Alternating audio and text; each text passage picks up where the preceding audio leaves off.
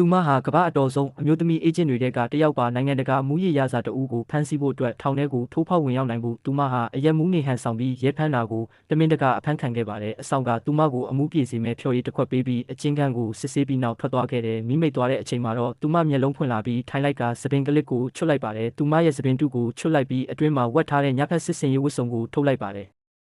နောက်ဆုံးမှာတော့သူမဟာစပင်ကလစ်ကိုတုံးပြီးအချင်းကန်းတကားကိုအလွယ်တကူပဲဖွင့်လိုက်ပါတယ်အဆောင်ကစောင့်ကြည့်ရေးခန်းကိုပြန်သွားပြီးသတင်းစာဖတ်နေချိန်မှာသူမကကင်မရာကိုတခြားဘက်ကိုဖြည်းဖြည်းချင်းလှည့်ထားလိုက်တာကိုသူသတိမထားမိလိုက်ပါဘူးသူမဟာအမှုပြေဖြော်ရည်တဲကတန်ဆုံးကိုယူပြီးရေအေးဆက်စီသွားကခွက်တစ်ခုတည်းကိုရေတဝက်ခန့်ဖြစ်လိုက်ပါတယ်နောက်ဆုံးမှာတော့လျှက်စစ်ဖြန့်ဖြူးရေးခန်းထဲကိုသူမခိုးဝင်သွားခဲ့ပါတယ်ဇွန်းကိုဖြူးစတစ်တာထဲထည့်လိုက်ပြီးရေခွက်ကိုအောက်ကနေအပေါက်ဖောက်ကဇွန်းပေါ်မှာတင်လိုက်ပါတယ်စက္ကန့်30စတင်ရေတွက်လိုက်ပြီးလေဝင်လေထွက်ပြုံကိုဖွင့်လိုက်ပါတယ်ဇွန်းပေါ်ကိုရေတွေစတင်စိမ့်ကျလာပါတယ်သူမဟာအချင်းတိုက်အားကနေအချင်းတိုက်ကိုဆက်သွယ်ထားတဲ့လေစုပ်ပံကားစီကိုဖျက်ကျော်သွားခဲ့ပါတယ်ဇွန်းပေါ်မှာရေတွေအများကြီးစုပုံလာပါပြီသူမလက်ပတ်နာရီကိုကြည့်ပြီးစက္ကန့်တွေကိုစတင်ရေတွက်နေပါတယ်ရဲအရာရှိတွေလာရောက်စစ်ဆေးဖို့ပြေးလာကြချိန်မှာပန်ကာလက်ပတ်မှုရက်သွားတဲ့အတွက်သူမဟာလွတ်နေတဲ့ကြားထဲကနေဖျက်ကျော်ဝင်သွားခဲ့ပါတယ်အရာရှိတွေလျှက်စစ်ခန်းထဲဝင်ပြီးဖြူးစတစ်တာကိုဖွင့်ကြည့်ကြပါတယ်သူမရဲ့ဥကောင်းပိုင်းလေးပဲလွတ်ဖို့ကျွန်တော်တဲ့အချိန်မှာအရာရှိတွေကလျှက်စစ်ပြန်လွတ်လိုက်ပါတယ်သူမဟာအောင်မြင်စွာနဲ့ပဲလွတ်မြောက်သွားခဲ့ပါတယ်